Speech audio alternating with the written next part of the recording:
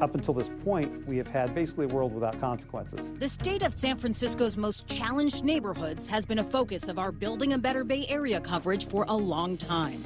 And now everyone is saying there will be consequences in San Francisco if you're dealing fentanyl. Governor Newsom deployed the CHP and the National Guard to San Francisco to crack down on drug sales and trafficking. They have no shortage of buyers, and they will sell every day until they run out. Tonight, ABC7 News has obtained the first look at results showing what the CHP has done in its first 6 weeks of patrolling the area, the amount of drugs seized, and the number of arrests made.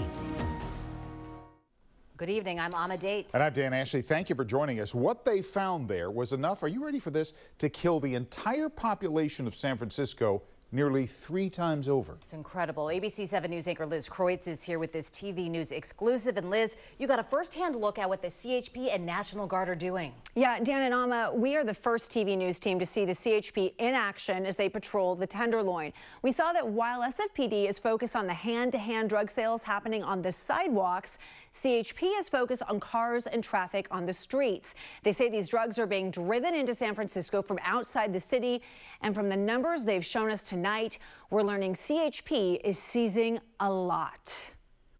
6 weeks ago, the California Highway Patrol and National Guard began their operation to crack down on fentanyl use and trafficking in San Francisco. We are going down to Faro. ABC7 News is the first television news crew to ride along with CHP as officers patrol the Tenderloin. We went out with them on Monday afternoon.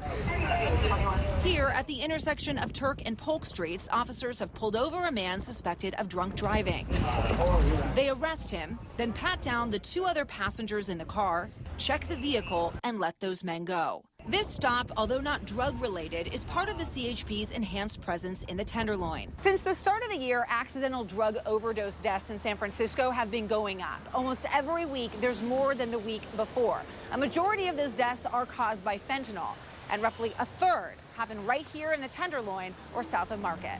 And that is why Governor Gavin Newsom has deployed CHP to the Tenderloin. The agency says they now have anywhere from 6 to 10 officers patrolling the area daily. So is it working? So it's been 6 weeks since the Tenderloin crackdown. What have we seen? What have you seen? Pretty much what we came to do. We're stopping vehicles with, thousands, hundreds of thousands of potentially lethal doses of fentanyl. According to the governor's office, since the start of the operation on May 1st, CHP has seized over 4.2 kilos of fentanyl in and around the Tenderloin, enough to potentially kill 2.1 million people, almost 3 times the population of San Francisco. In addition, the CHP has seized 957 grams of methamphetamine, 319 grams of cocaine, and 31 grams of heroin. The agency has also made 92 felony and misdemeanor arrests, including on charges related to possession of fentanyl, illegal firearm possession, driving under the influence, and domestic violence. Our focus is on traffic, so we know, as with anything that comes to the city of San Francisco, it has to get here somehow. So if we have fentanyl coming into the city, it has to be delivered to San Francisco somehow.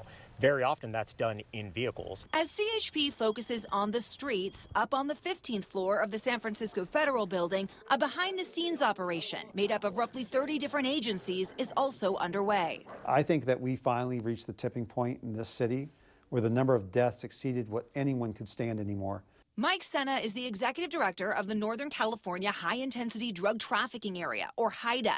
The federal task force now has 20 California National Guard analysts, led by Major General Matthew Beavers, working with them to dismantle drug trafficking networks in the Bay Area.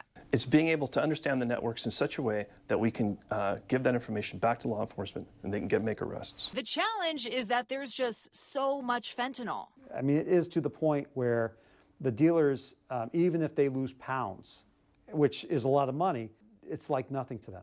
According to Senna, drug dealers working in the Tenderloin are mostly people originally from Honduras. A majority of the fentanyl they're selling is manufactured and brought in from Mexico. The people buying come from all over Northern California and some even out of state. A good portion of the people that are coming to San Francisco or being arrested for purchasing in San Francisco are not native San Franciscans. They are people from outside the area. So we have to work with those communities as well. Back on the streets, we asked Tom Wolf, a recovery advocate who was once addicted to fentanyl and living homeless in the Tenderloin, if he's noticed an impact. Well, there's some blocks in the Tenderloin that are better, right? And definitely I've seen the CHP out there, and the CHP is primarily doing traffic stops for people in the neighborhood. But I've also seen some of the drug market shift now to south of Market. So overall, what would you say? Pretty good, or what grade would you give so far? Right, an incomplete. I would give it incomplete because we just, there hasn't been enough time. But the agencies working on this acknowledge 6 weeks is just the beginning. They say their efforts are far from over. I'll tell you this, that we're going to be here for as long as it takes. So that's my commitment. What's your message to drug dealers in the Tenderloin? My message to drug dealers in Tenderloin is this. It's that you might not see uniformed National Guard soldiers and airmen on your streets, but know this, that we are behind the scenes. We're going to figure out who you are, who your bosses are, right?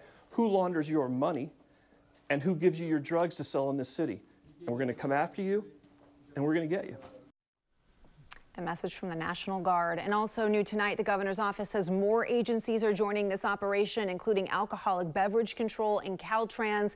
Those agencies are going to deploy additional resources to the Tenderloin to address things like loitering and graffiti. Now, Dan and Amma, critics of this operation, they say this could lead to another war on drugs that would disproportionately impact people of color. But supporters like the mayor, the district attorney, the folks in this piece, they feel like the city's reached a tipping point. Hundreds of people are dying on the streets every year, and that something needs to change. Something has to change. Yeah. Liz, are the CHP officers only in the Tenderloin? And how long, is there an end date? How long are they expected to be there? Yeah, a lot of people are saying, well, how long are they going to be here? We want long-term commitment. And what we understand right now is that there's not any specific date they're going to end. We're told it's going to be up to the governor to decide how long the CHP stay there. As far as where they are in the city, right now it is just the Tenderloin. But as you heard from that man in our piece, he says he's now seeing some of the drug deals shift to maybe Soma or other parts. So CHP, we asked them about that, and they said they'll continue to reevaluate, perhaps shift to new areas as needed. But right now, it's the Tenderloin. Well, clearly you're going to chase them around the city. As you enforce in one area, you'll move. Right. Right. Yeah. All right. Wow, that was incredible. What a great piece, Liz. Yeah. Thank you.